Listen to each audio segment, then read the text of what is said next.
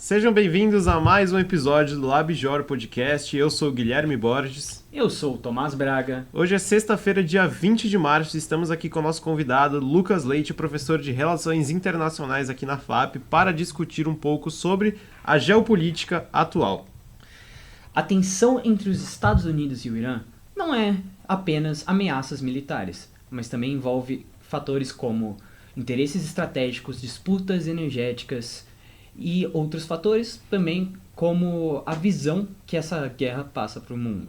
E é justamente disso que nós vamos discutir hoje. Hoje o mundo está numa possível terceira guerra mundial e o que é a guerra contemporânea que todos nós estamos discutindo nos dias de hoje. Para isso, o nosso convidado Lucas Leite, muito obrigado, professor, pela sua presença aqui hoje. E se você quiser se apresentar um pouco para quem está assistindo. Beleza, bom, eu que agradeço o convite, bom dia a todos. Eu sou professor aqui de Relações Internacionais na FAP, eu estou aqui já vai fazer quase 15 anos, né? Minha trajetória em Relações Internacionais começou lá atrás, quando eu fiz RI na PUC Minas, meu mestrado e doutorado no programa Santiago Dantas, que é um programa aqui da Unesp, com a Unicamp, com a PUC São Paulo, aqui em São Paulo mesmo. Fui pesquisador visitante na Georgetown University, nos Estados Unidos, em Washington, D.C., onde fiz pesquisa sobre os Estados Unidos em relação à política externa, história do país. Então, eu sou o que se chamam de americanista, né? Uma pessoa que é especializada em estudar os Estados Unidos.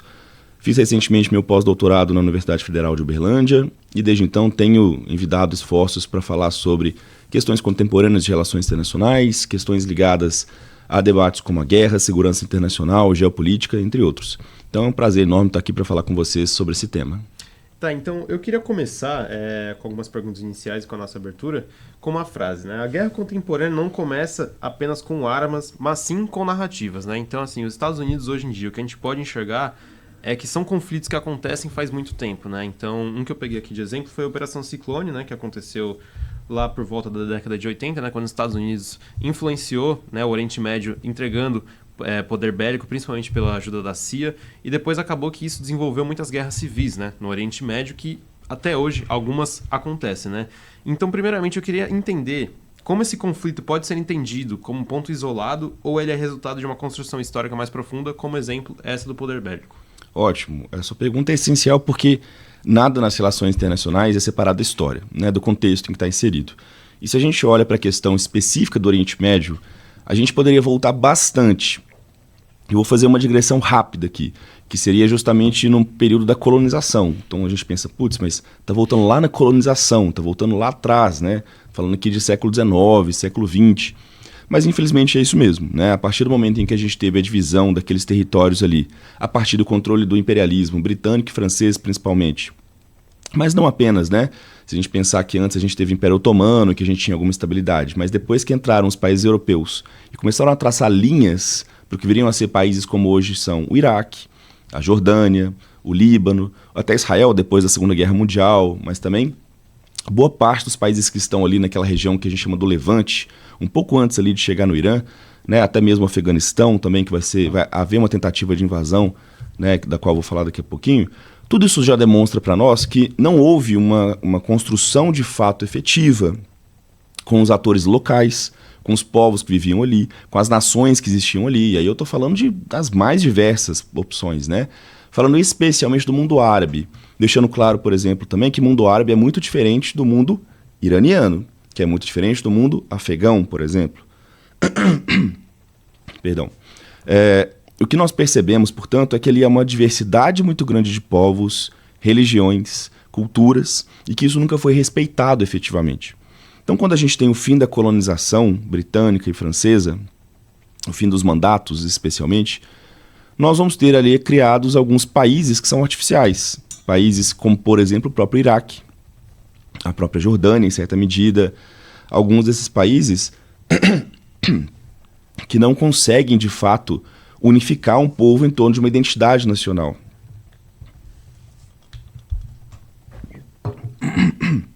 Desculpa. Então, o que a gente percebe é que ao longo do tempo, essas divisões internas que existem ali, elas vão ser utilizadas, na verdade, por Estados Unidos, por França e Alemanha novamente, e Itália e outros países europeus, e a própria...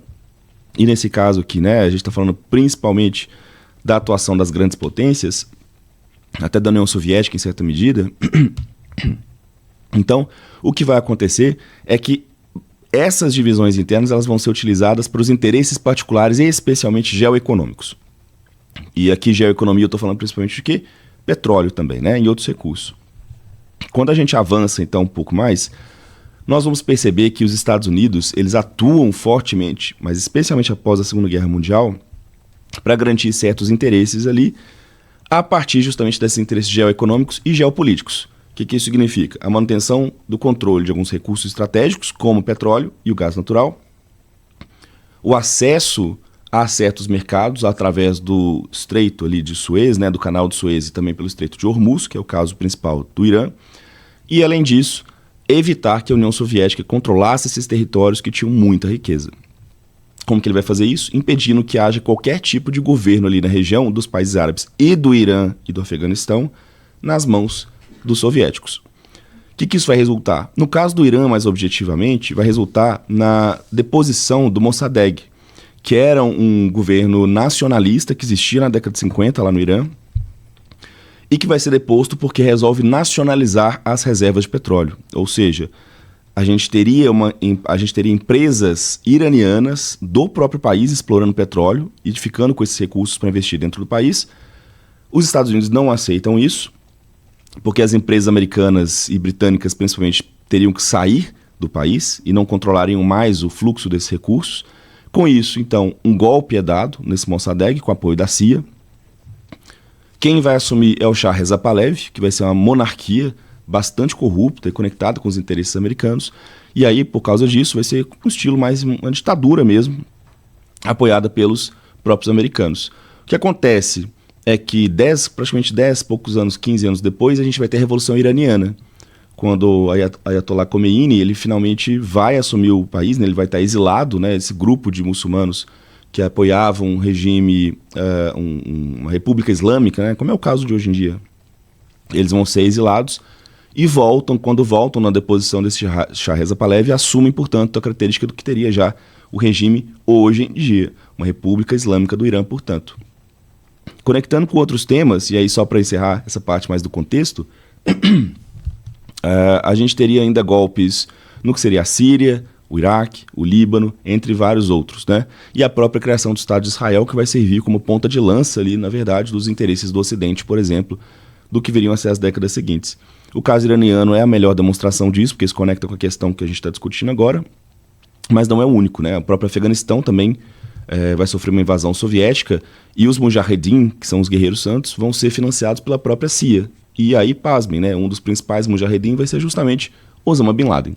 Então, toda essa lógica, né, mostra o que pra gente? Que boa parte dos grupos que foram financiados lá atrás foram financiados pela CIA e agora é como se fosse um throwback mesmo, né? Eles estão tendo que lidar com as consequências das ações que eles tiveram. Hoje em dia, né, alguns dos interesses, por exemplo, que historicamente tiveram durante a invasão do Irã, em relação, por exemplo, à União Soviética, não existem mais. Então, seria interessante também falar um pouco sobre quais são os interesses dos Estados Unidos nessa guerra atualmente, né, dentro do contexto atual em que se encontra o Irã, por exemplo. Boa. E essa pergunta ela tem sido feita ao Donald Trump o tempo todo. E ele não tem conseguido responder. Acho que é o mais interessante. Porque quando a gente fala em relações internacionais e de objetivos de uma guerra, a gente usa muito um autor que chama Clausewitz. E o Clausewitz ele vai dizer que existem objetivos militares e objetivos políticos. Os objetivos militares são facilmente atingíveis quando a gente está falando de Estados Unidos. Porque é a maior potência do mundo, a maior potência militar, eles têm recursos, o poder bélico surreal. Quais seriam objetivos militares, por exemplo?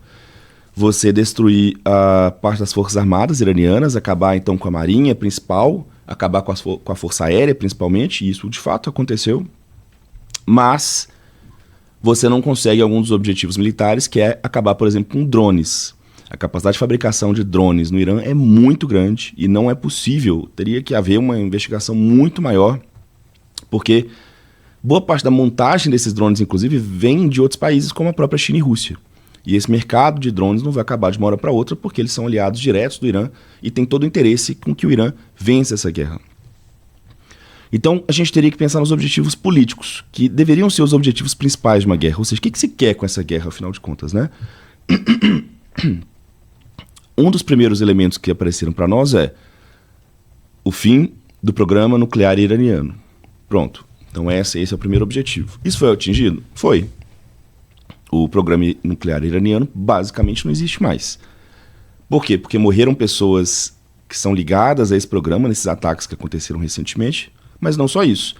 Várias das instalações iranianas que poderiam fazer o enriquecimento de urânio foram atingidas. E por causa disso teriam que ser reconstruídas e tudo mais. Na verdade, isso já vem desde outros ataques do ano passado. Então, boa parte dessas instalações já vem sendo destruídas ao longo do tempo. Então, esse objetivo foi facilmente alcançado.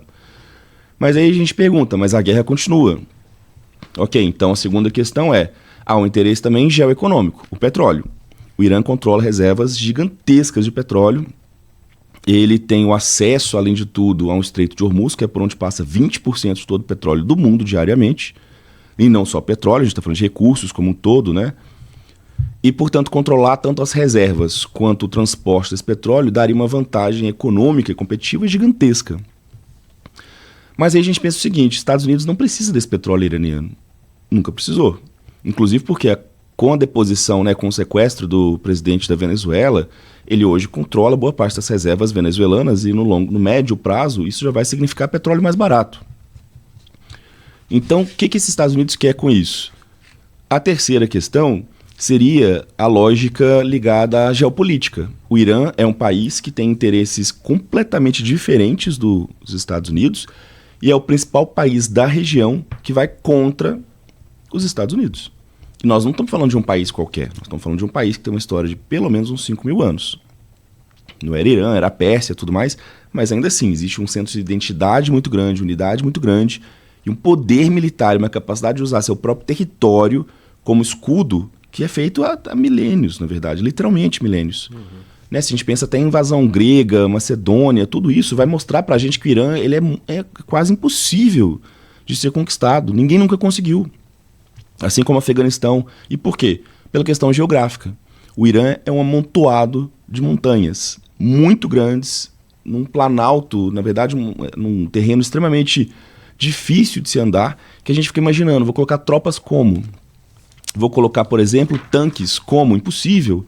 O que eu posso fazer para atacar o Irã? É basicamente mísseis. É basicamente ataque aéreo. Ou então ataque que vem ali justamente do mar, que vem ali do estreito, para tentar atacar o continente. Mas mesmo isso tem limitações.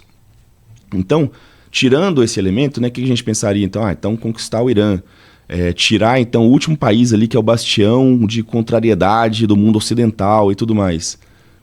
Será? Porque se nós pensarmos, por exemplo, em termos de direitos humanos, ordem internacional liberal, a Arábia Saudita da mesma forma desafia essa ordem, e às vezes é muito mais sanguinária que o Irã. Então a gente iria para um outro elemento, que aí talvez faça sentido. Vamos mudar o regime então, vamos depor esse governo.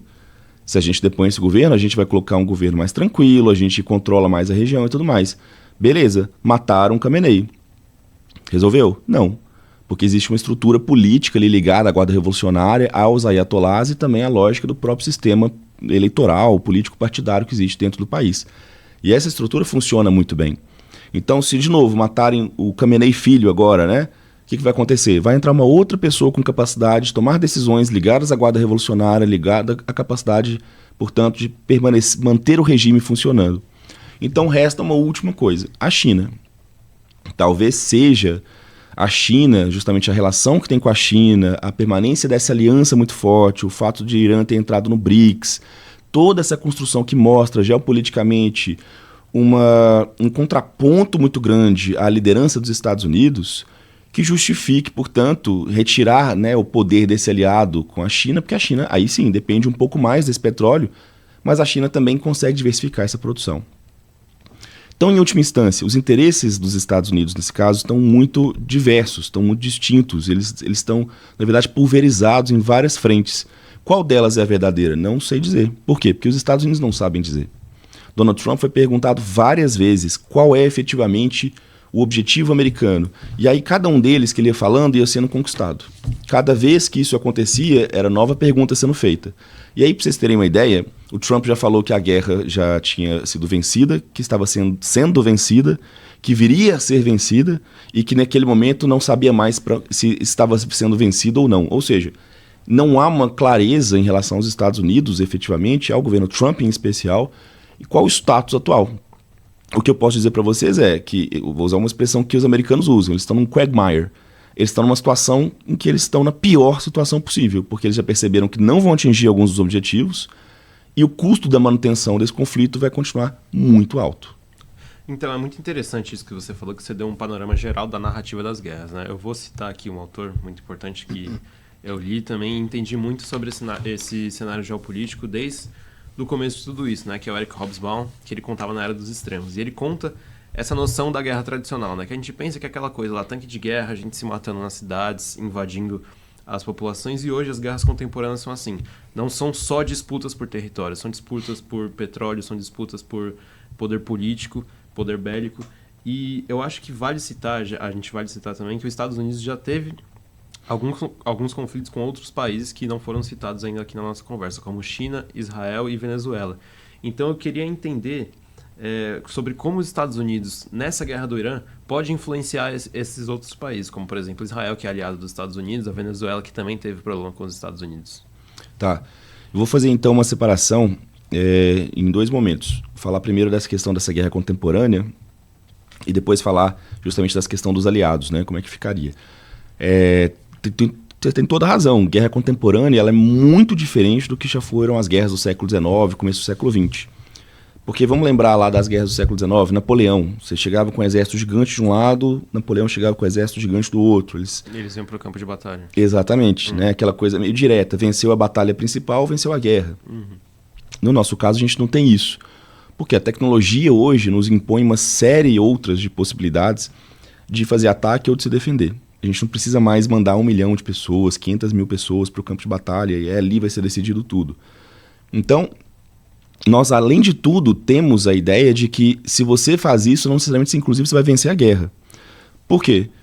Se a gente pega as guerras tradicionais, essas guerras tradicionais precisam de logística muito grande, suprimentos, e aí parece besteira falar isso, mas água e comida. Mas se a gente vai levar 100 mil pessoas para uma guerra, a gente precisa alimentar elas, tem que ter roupa, tem que ter medicamento, tem que ter base para dormir, tem que ter muitas coisas que são muito caras.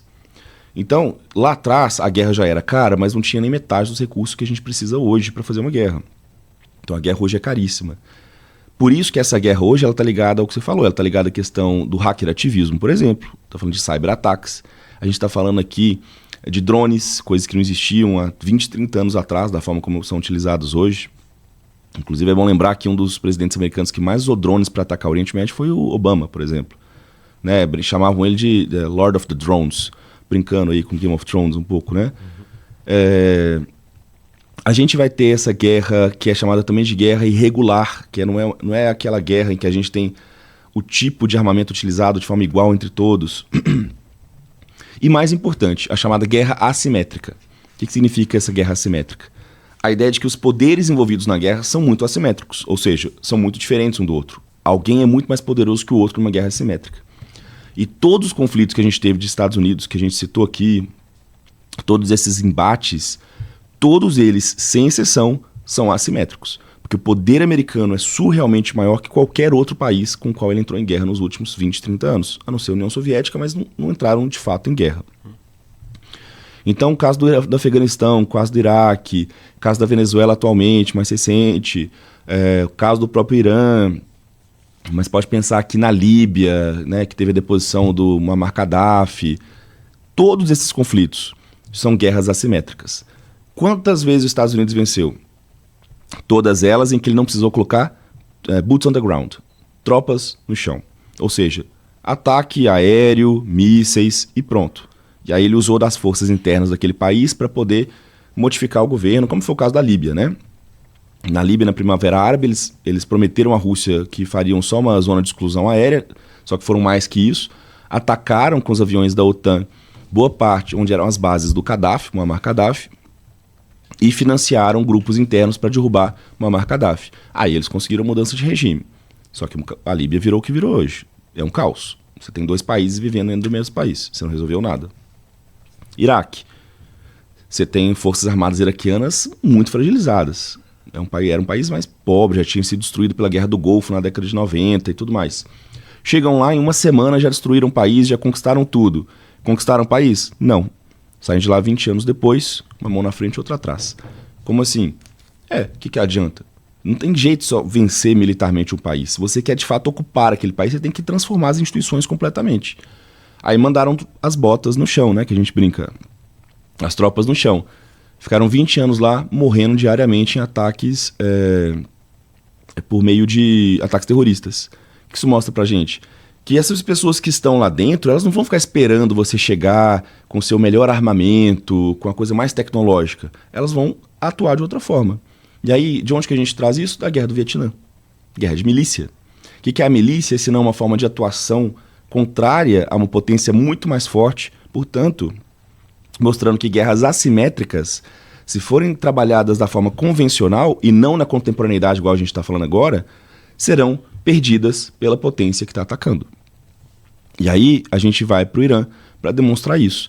Essa guerra de hoje que a gente está vendo, ela está ligada a controle de território, ela está ligada ao controle geopolítico, geoeconômico, aos recursos específicos, ao monopólio desses recursos, ao combate com outros países da região, à disputa entre xiitas e sunitas. Ela está ligada também ao fator religioso, que vai determinar se aquela guerra é santa, se, portanto, ela impele os iranianos a atuarem de uma forma de exclusão iminente, ou seja, se aquilo lá é uma questão de sobrevivência pura, né?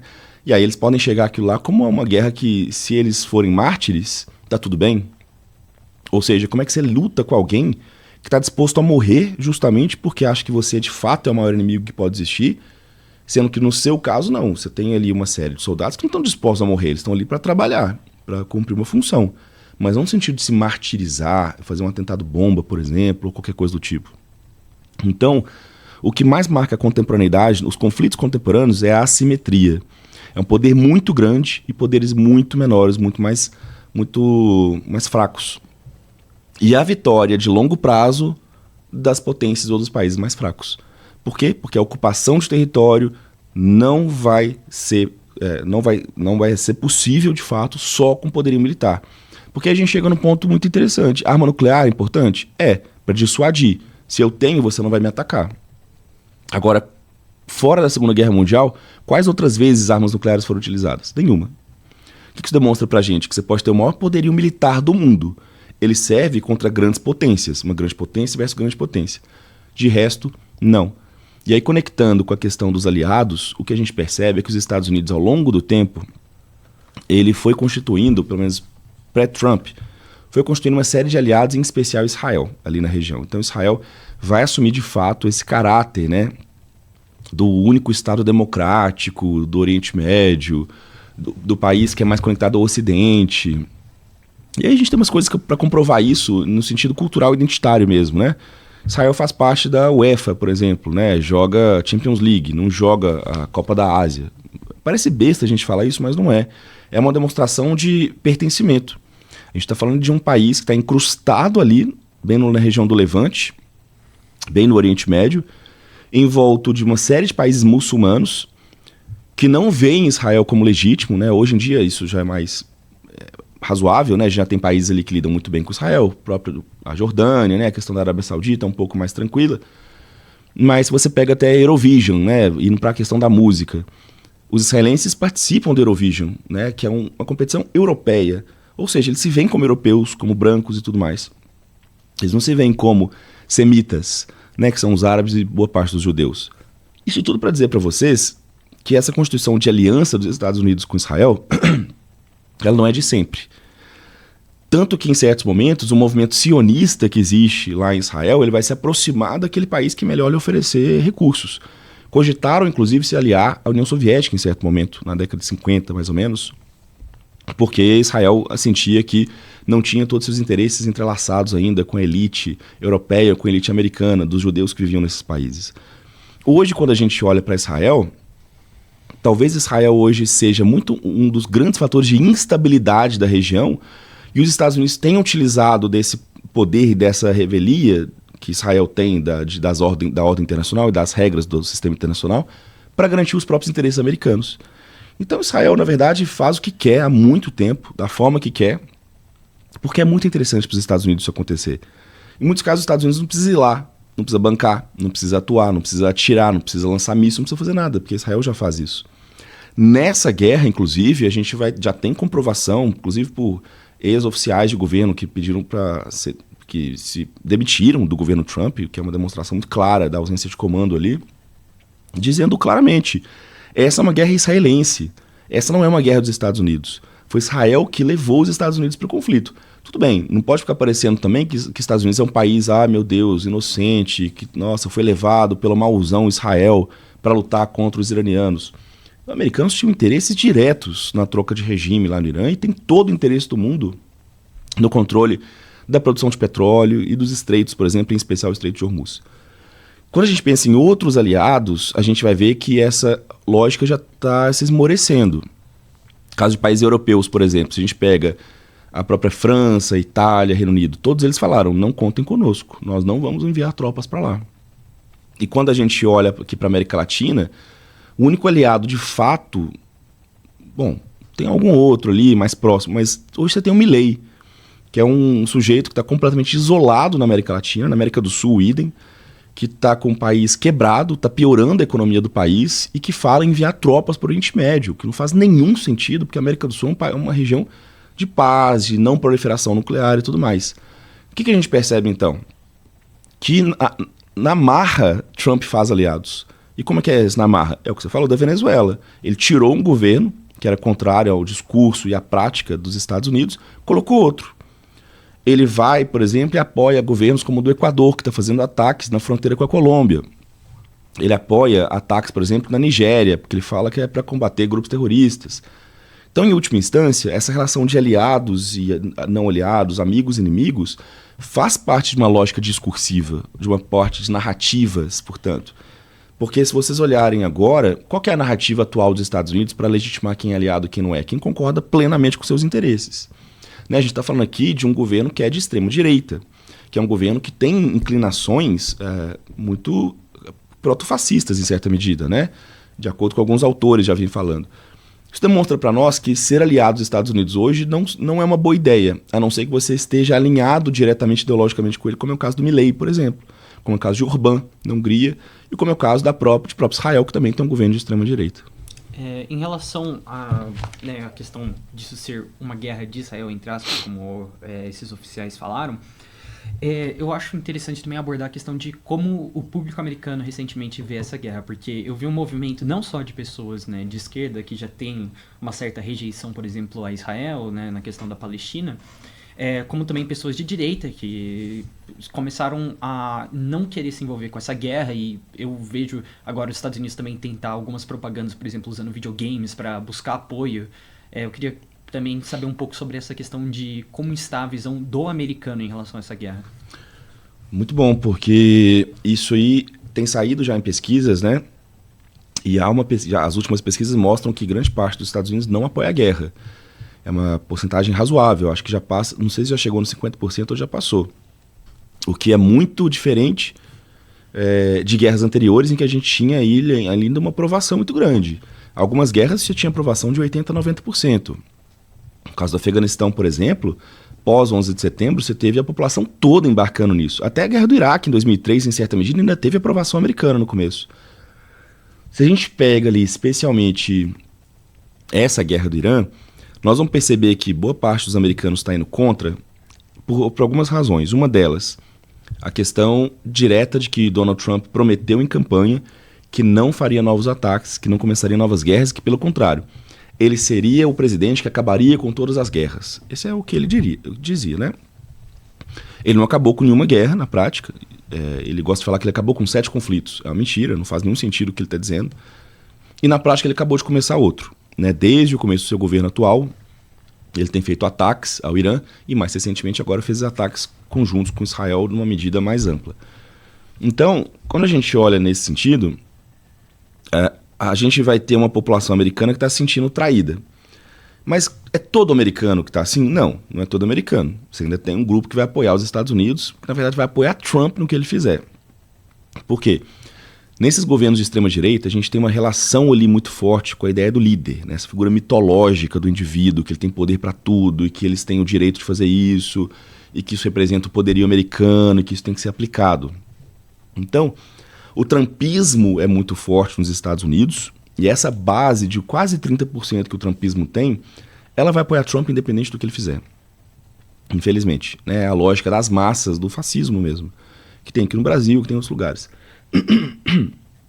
Agora, se você pega aqueles que votaram em Trump, mas que não são trumpistas, são republicanos mais tradicionais, ou são conservadores, que não queriam mais governo democrata, ou coisa do tipo, grande parte deles hoje já é contrário à guerra. E sempre foi. E é esse pessoal aí que está se tentando, os democratas estão tentando atrair para tentar subverter o controle da Câmara e no Senado no final desse ano, agora que a gente tem eleições de meio de mandato. Então, hoje, esse é um dos principais elementos que faz com que Trump seja mal visto, ou tenha aprovação tão baixa, inclusive. O outro é muito simples, é o nosso aqui também, inflação.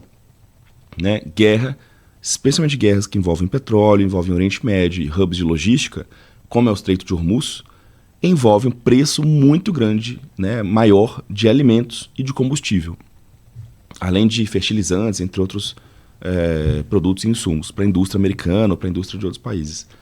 Então o americano médio, ele ficou boa parte ali, segunda parte do governo, o final do primeiro mandato de Trump, uma parte do governo do Biden, sofrendo com a inflação causada justamente pela guerra da Ucrânia. Então há ali uma rejeição à guerra recentemente nos Estados Unidos. Tipo, cara, a gente tá mexendo no nosso bolso, a gente não quer mais isso, não tô nem aí se é democrático, se não é, se é bom, se não é, se é Rússia, China, Irã. Eles estão sendo pragmáticos, né?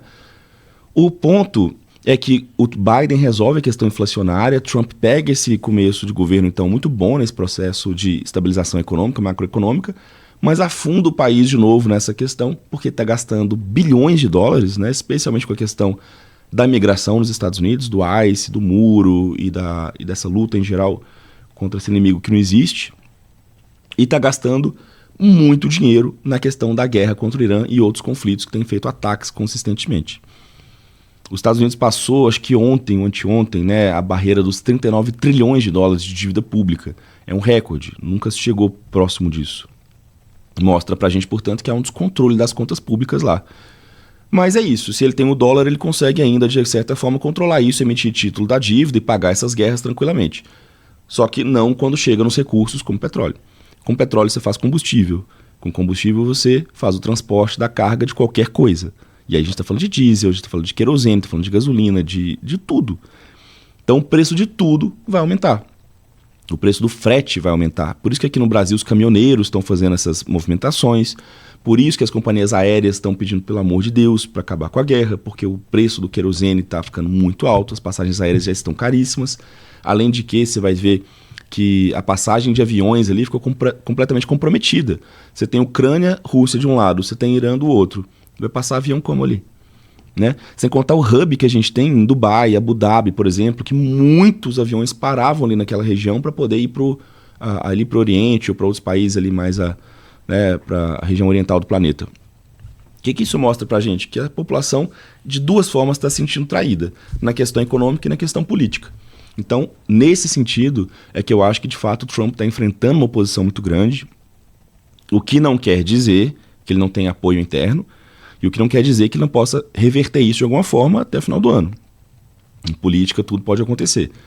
Mas eu acho que a questão essencial é essa, né? Essa ausência de apoio americana está ligada ao cotidiano dela, mais do que, de fato, a grandes ambições do Trump, por exemplo. Perfeito, professor. Acho que deu para entender bem essa dinâmica global, né, do que é a geopolítica atual. Agora eu queria focar um pouco sobre a economia e algum dos países que eu vou citar, dos Estados Unidos e a China. Né? A gente tem visto que a China nos últimos anos tem crescido muito, né, a sua influência global, principalmente a gente pode ver na parte da indústria automotiva e tecnológica, principalmente, porque hoje a gente vê circulando na rua aqui do Brasil e nos outros países também muitos carros chineses, de origem chinesa. Estão ganhando muito espaço aqui no Brasil e partindo para a parte da tecnologia também, os dispositivos celulares, né, a Xiaomi, por exemplo, que antes o que era mais comercializado e vendido era a Apple, né, que é uma linha de produtos americanas, e hoje o que eu acho que é muito importante citar são as plataformas de inteligência artificial, né, que os Estados Unidos têm a OpenAI e a China montou a DeepSeek. Inclusive eu vi num post que você fez essa semana sobre como a China se fortalece sem colocar as mãos na guerra. E agora eu quero citar aqui para quem quiser ver esse tipo de conteúdo, que é um conteúdo muito interessante, muito legal sobre a geopolítica, sobre toda a questão das relações internacionais. Vou deixar o arroba aqui, @proflucasleite. Falei certo, professor? Isso mesmo. É isso mesmo, acessem no Instagram. Se vocês não estão por dentro de todo, essa dinâmica do que estamos conversando hoje e do que pode acontecer e do que já aconteceu. Então, voltando ao assunto, eu queria entender como que essa relação da China se fortalecer sem colocar diretamente as mãos na guerra. Isso aí eu achei muito interessante quando eu estava pesquisando, estava entendendo, que tem a ver com a questão financeira, tem a ver com a questão da moeda, principalmente.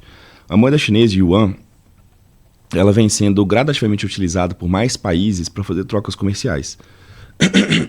Perdão. Por quê? Porque existe hoje uma busca por uma série de países, incluindo o Brasil, para que as transações comerciais sejam feitas em moedas próprias, ou seja, não precisa passar pelo dólar para fazer uma transação comercial, ou que seja utilizada uma moeda, uma cesta de moedas comum, em que essa questão do câmbio ela é facilmente revertida para que cada um não precise ter uma quantidade grande de dólares na sua economia. Então, para algumas trocas comerciais, a gente não precisa mais ter a quantidade de dólar, né, circulando. Então, para muitos países que não têm essa reserva, é excelente, porque ele vai comprar e vender ou em yuan, na moeda chinesa, ou na própria moeda fazendo o câmbio direto. Mas por que isso é tão importante? O que isso tem a ver com a China ganhar, né, em relação à guerra do Irã, por exemplo? Um dos primeiros pontos é o seguinte: o Irã falou simplesmente a seguinte questão: todos os países que quiserem comprar petróleo do Irã poderão ter livre navegação no Estreito de Hormuz. Então, em primeiro lugar, já fala assim, não, o Estreito não está bloqueado. Ele está bloqueado para os Estados Unidos e quem está em guerra com ele, contra o Irã, né, contra mim, no caso do Irã. Os demais estão liberados para fazer a passagem, desde que comprem petróleo em yuan, usem a moeda chinesa, e desde que abdiquem justamente desse comércio internacional com os Estados Unidos. Então foi uma jogada de mestre. A China não precisou fazer absolutamente nada para que um dos principais assets que esse governo iraniano tem e que a economia mundial precisa passe a ser feita na sua moeda. O que isso significa? Demanda da sua moeda. Quanto mais países têm yuan, mais países utilizam o yuan como reserva, mais a China se fortalece na medida em que a sua moeda passa a virar moeda das trocas comerciais e das questões cambiais, que foi o que garantiu o poder dos Estados Unidos desde a década de 40 até hoje. A gente começou com o sistema padrão dólar-ouro lá atrás, né, o sistema de Bretton Woods, na década de 40, 50 até a década de 70. Então, quantidade de ouro que você tinha determinava a quantidade de dólar que você tinha, que determinava como que você poderia, a quantidade de recursos que você poderia fazer na questão comercial. Depois da década de 70, a gente foi para o padrão dólar mesmo. Né? Ou seja, você negocia nas bolsas de valores a sua moeda diretamente com o dólar. Então, não precisa mais ter reserva de ouro, tem que ter reserva de dólar. Com a reserva de dólar, eu tenho quantidade X ou não da minha moeda. Então, por isso que quando o Brasil, por exemplo, quer aumentar o valor da nossa própria moeda, o que a gente faz? A gente vai comprar dólar. Quanto mais dólar tem na nossa moeda, mais a nossa moeda pode se valorizar. Porque aí a gente tem capacidade de soltar dólar quando a gente quiser. Quanto menos dólar a gente tem no nosso país, mais nossa moeda se desvaloriza, porque a gente fica doido para que entre dólar aqui. Então isso é uma jogada típica que a gente vai ter de jogada de câmbio, né, swap e tudo mais que a gente tem nas relações financeiras. O que isso significa para a China? Significa que, ao mesmo tempo em que a China está desde a década de 2000, lá em 2008, na crise financeira, trocando suas relações comerciais com os países, a gente vai ter então quase 20 anos, né, que isso está acontecendo. Ao mesmo tempo, ela está propondo outras formas de fazer comércio. E é por isso que os Estados Unidos batem tanto na tecla da questão do BRICS, e tanto na questão do Brasil, por exemplo. Porque o Brasil é um dos países que, junto à China e outros países do BRICS, entre várias outras nações, que fala é necessária uma desdolarização do mundo, para que não haja uma dependência dessa moeda unicamente, porque isso significa um controle financeiro e, mais ainda, um controle das trocas financeiras.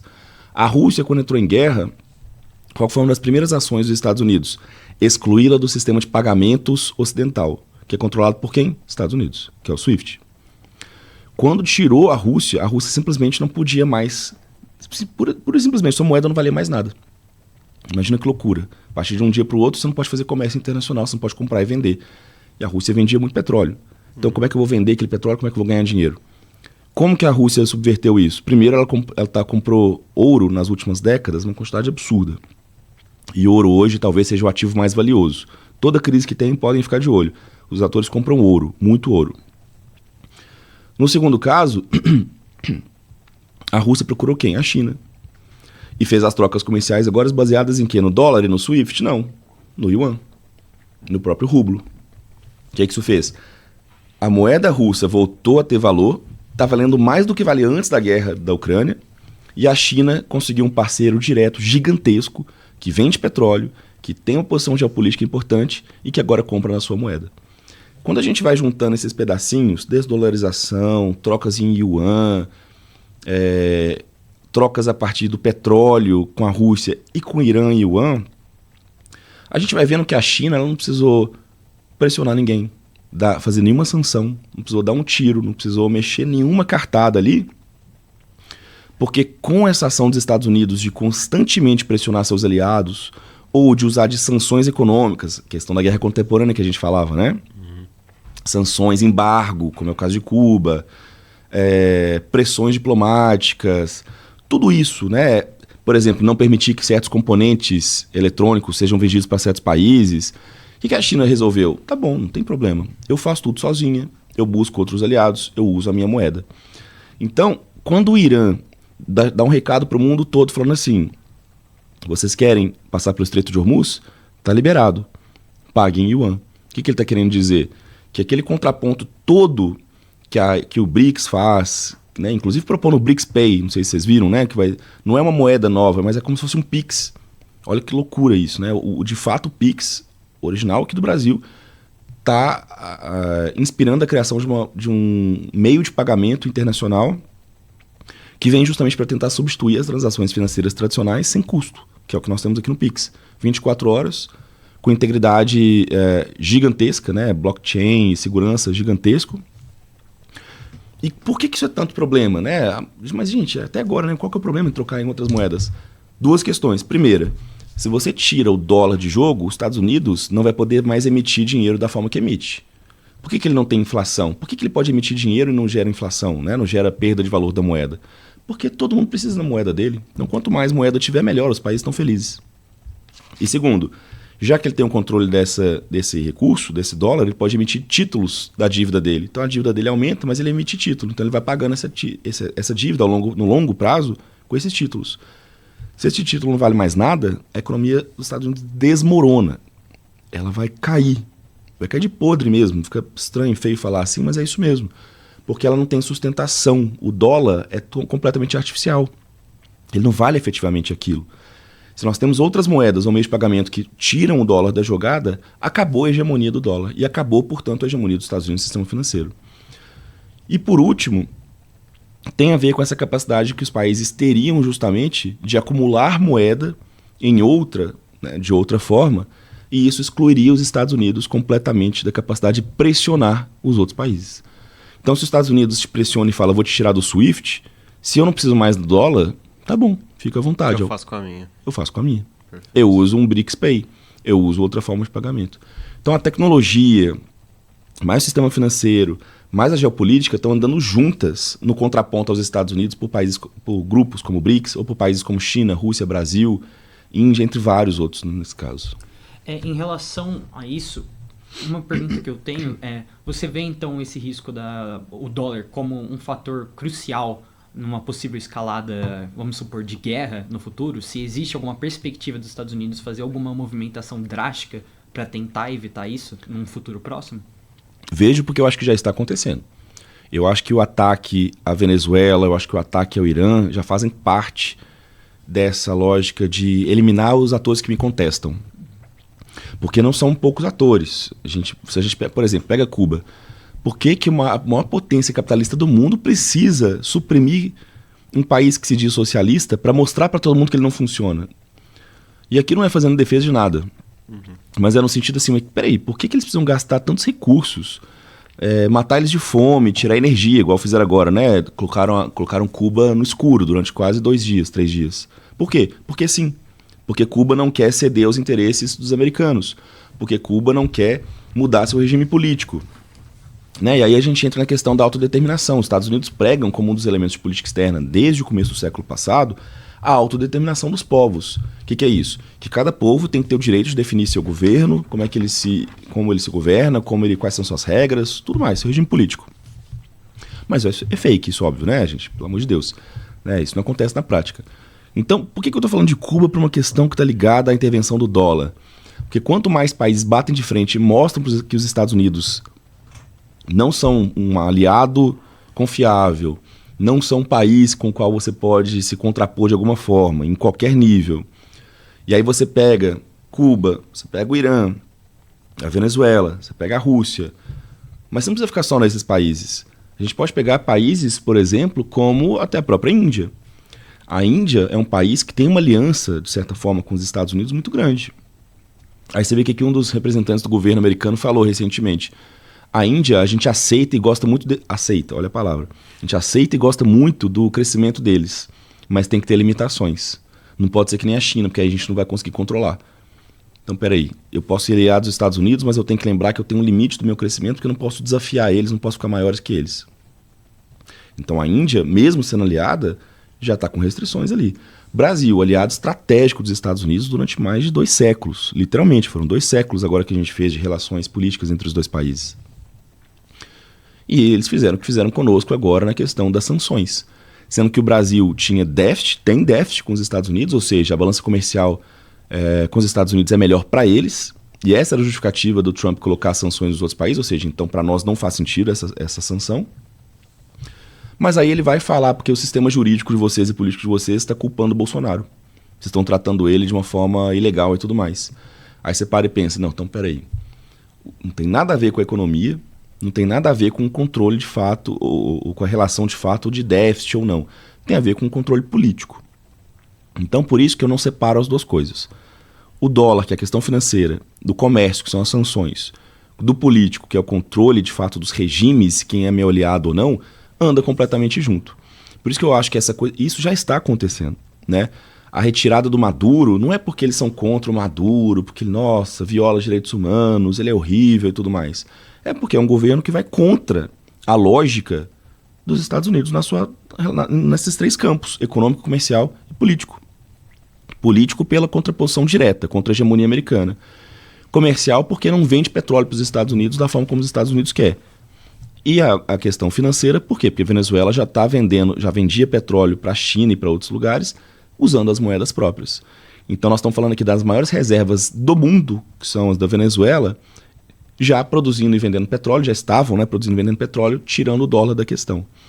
Então quando você olha para a pressão no Brasil, por que o Brasil está tão pressionado? Né? E voltaram atrás, porque viram que a gente não é qualquer país também que dá para fazer esse tipo de coisa. Por que eles fizeram isso com o Brasil? Porque o Brasil já vem falando de desdolarização há alguns anos e propõe a criação do BRICS-Pay. E é um dos países que fala de uso de cestas de moedas nas relações comerciais com os países da África, da América Latina e da Ásia. Então essa guerra como um todo, essa lógica, essa contraposição total do Trump, que usa a arena financeira, militar e comercial, ela já está acontecendo. E eu acho que ela vai ser ainda pior nos próximos anos, à medida em que os Estados Unidos percebem que eles não têm mais esse controle como tinham antigamente. Aí, levando em pauta o Brasil, né, já que você falou, então vamos entender como que é o Brasil nesse contexto global. Você tinha comentado antes, nos tópicos anteriores, no contexto mundial, que a América Latina e a América do Sul são países mais pacíficos, que geralmente não têm essas tensões.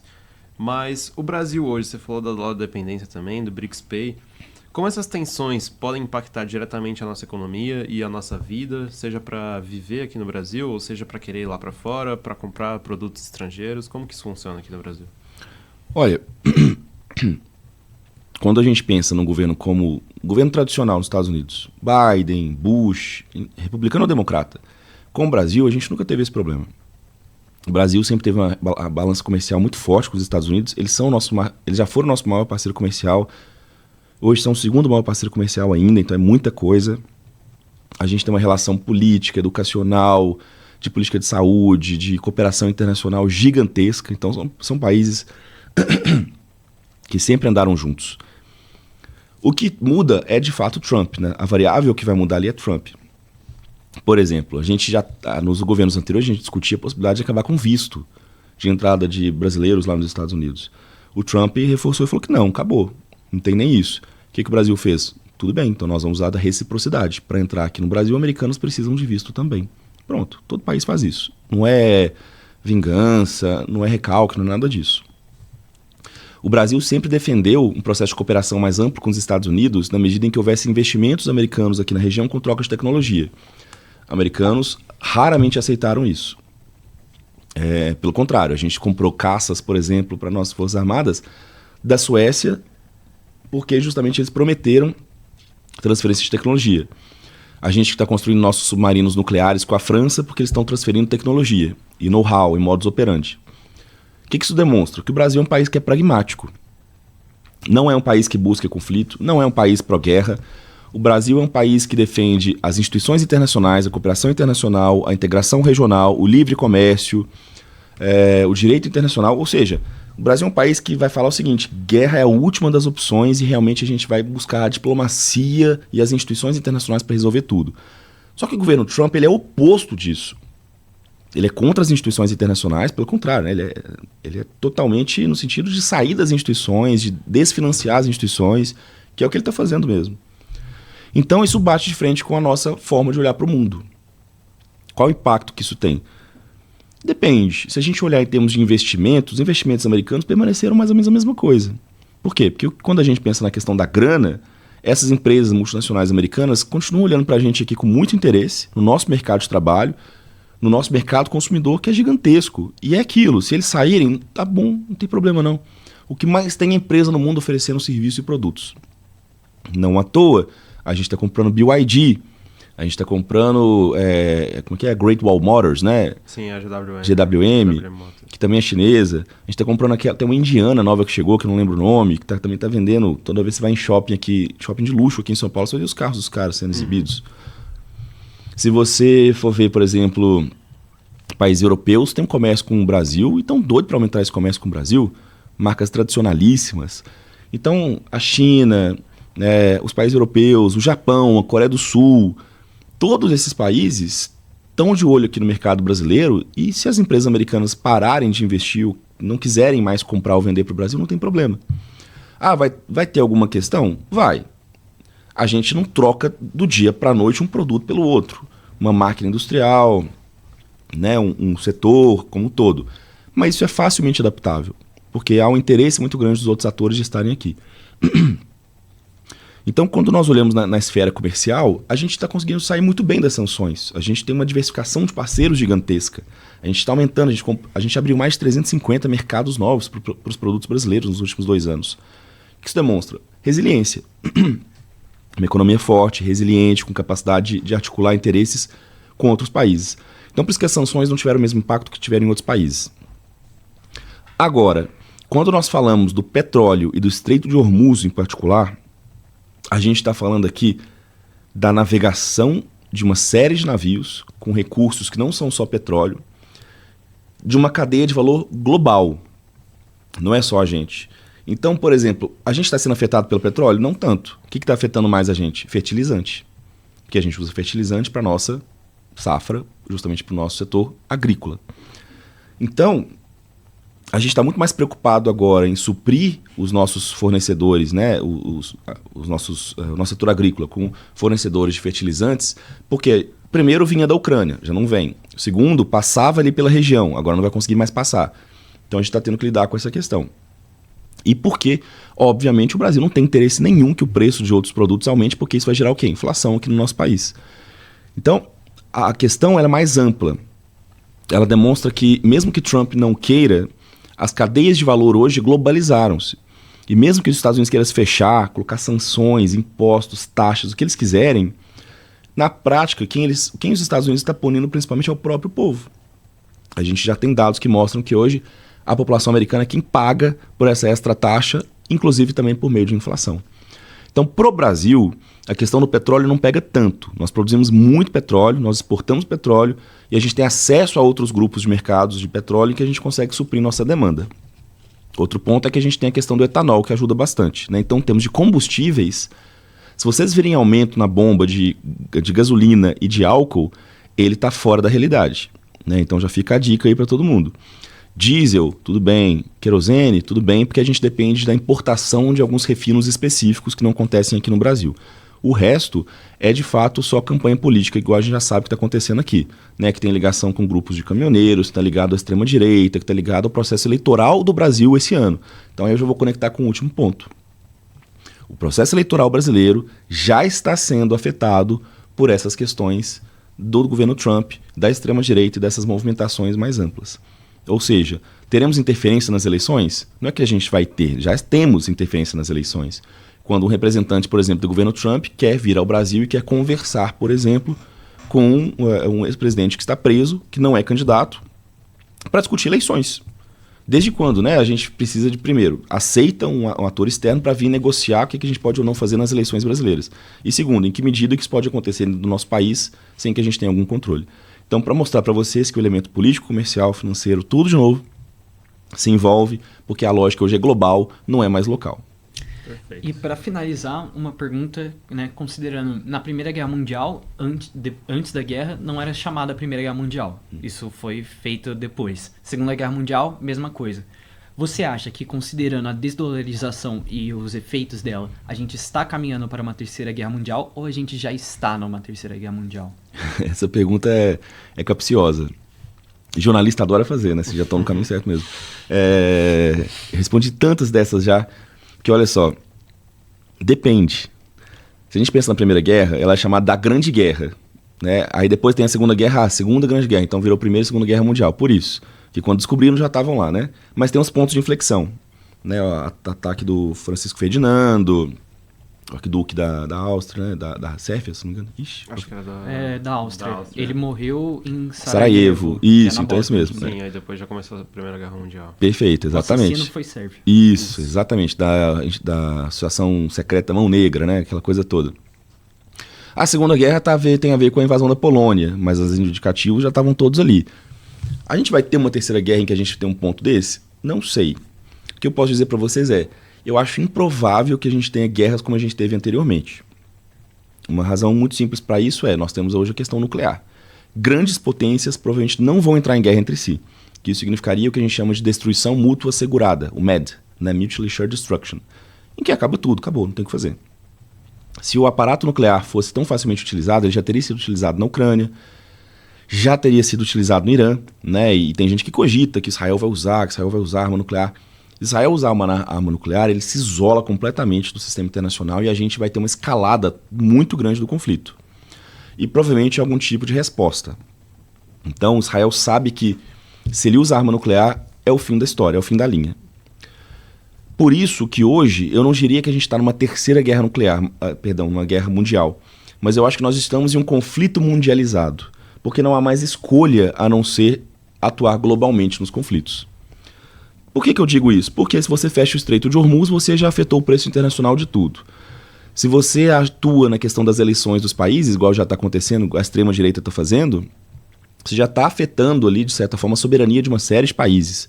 E aqui eu estou falando do Reino Unido, estou falando da França, da Argentina, do Brasil, do Peru, do Equador, do México, Estados Unidos, Filipinas. Então a lista, eu poderia continuar falando, mas pelo menos uns 20, 30 países aqui que estão sofrendo interferências e estão criando uma grande aliança internacional de extrema-direita. Então, quando a gente pensa na globalização, na mundialização do conflito, ele já existe, ele já está dado. Estados Unidos atacou, se eu não me engano, 9 países já, só nesse governo Trump. A gente tem ataques no Caribe, com a Colômbia, Venezuela, na Nigéria, a gente tem no Irã, a gente tem contra a questão da Rússia com a Ucrânia, a gente tem o Mar do Sul da China, dentre diversos outros pequenos conflitos que a gente nem lembra, porque supostamente não são importantes, né? Importantes para quem? Mas nós temos genocídios acontecendo no Sudão, a gente tem o ataque da Arábia Saudita contra o Iêmen, por exemplo, destruindo o país. A gente tem Israel atacando o Líbano nesse exato momento. Israel, inclusive, acabou de, ontem, se não me engano, lançou um míssil e destruiu um prédio residencial cheio de pessoas dentro. Por que a gente não está falando disso, né? A gente está tendo o Emirados Árabes Unidos patrocinando uma guerra gigantesca, sanguinária, que já virou um genocídio no Sudão. A gente também não está falando disso. Então, são tantos países, interesses interpelados ao mesmo tempo com conflitos que... mas é uma guerra mundial? Nos moldes das duas primeiras guerras, não. Eu acho improvável que a gente chegue lá. Mas é uma guerra mundializada? Já é uma guerra mundializada. E dado o contorno que ela tem hoje, ela continuará sendo mundializada e supostamente para efeitos locais. Por que a gente não se sentia tão afetado? Porque antes da guerra da Ucrânia e antes da questão do Irã, ela não chegava tanto nos preços, na inflação, no bolso, nas eleições. A gente tinha uma suposta sensação de normalidade, que as instituições funcionavam, que as regras do direito internacional funcionavam. Com os Estados Unidos e com a Rússia, que nós percebemos, mas especialmente ali com o Ocidente, com a guerra do Iraque e tudo mais, o que eles mostraram pra gente? Que as instituições funcionam quando eles querem. As regras valem quando eles querem e só entre eles. Para a Rússia não vale. Aí a Rússia falou, não vale mais então? Tudo bem, então eu vou invadir a Ucrânia. Simples assim. Quer dizer, não é tão simples assim, mas é para demonstrar para vocês como que a coisa funciona na prática. E aí a gente chega na questão do Donald Trump. O Trump fala, essas instituições todas são péssimas, elas foram criadas num contexto em que os Estados Unidos queriam uma coisa, hoje a gente não quer bancar mais nada, vocês usam no poder americano para montar em cima da gente. Então acabou. E se acabou, então acabou para todo mundo. E aí, Israel já mostrou pra gente que as instituições não valem nada há pelo menos 10 anos. E o Irã tá falando, peraí, eu tô na Agência Internacional de Energia Atômica, eu participo, eu mostrei pra todo mundo que eu não tenho armas nucleares, eu mostrei pra todo mundo que eu tô disposto a pegar meu urânio, tirar do meu país e enriquecer ele fora, eu vou aceitar isso. Eu negocio com vocês num domingo, numa segunda-feira vocês me atacam? Qual que é a demonstração disso? As regras não valem mais. E esse talvez seja o pior de todo esse contexto. As regras do jogo não valem mais para o comércio, não valem mais para a segurança internacional. Então isso caracterizaria, sim, uma descrença muito grande nas instituições que, para mim, junto com essa pulverização de conflitos, já mostra uma mundialização total dessa guerra. É isso, então estamos chegando novamente a mais um final de episódio do LabJOR Podcast. Primeiramente, eu quero muito agradecer ao nosso professor, Lucas Leite, professor de Relações Internacionais aqui na FAAP. Muito obrigado, professor, pela disponibilidade e por distribuir o seu conhecimento sobre todo esse panorama geral que nós estamos enfrentando, que o mundo enfrenta. Para você não perder nenhuma notificação, nenhuma novidade, vou pedir para vocês seguirem @LabJOR no YouTube para não perder nada, nenhum dos vídeos, nenhum dos shorts, das notícias semanais que estamos produzindo, dos episódios anteriores dos podcasts e @LabJornalismo no Instagram. Quero muito agradecer também ao meu companheiro de mesa hoje, Tomás Braga. Opa! E também, não esquece de dar um like aí, porque a gente trouxe bastante informação importante hoje, né? Sim, com certeza, demos um panorama geral de como está a situação geopolítica no mundo. Então é isso, não se esqueça de ativar o sininho, se inscrever no canal para não perder nenhum episódio novo do podcast. Eu vou deixar a palavra final com o nosso professor Lucas Leite. Eu que agradeço a vocês pelo convite. Eu acho que é extremamente importante a gente começar a ocupar esses lugares, né? E eu sei que o LabJOR aqui na FAAP atua de forma exemplar em relação a isso. Então, parabéns pelo trabalho de vocês e contem comigo sempre. Muito obrigado. Obrigado. Até a próxima. Até. Tchau, tchau.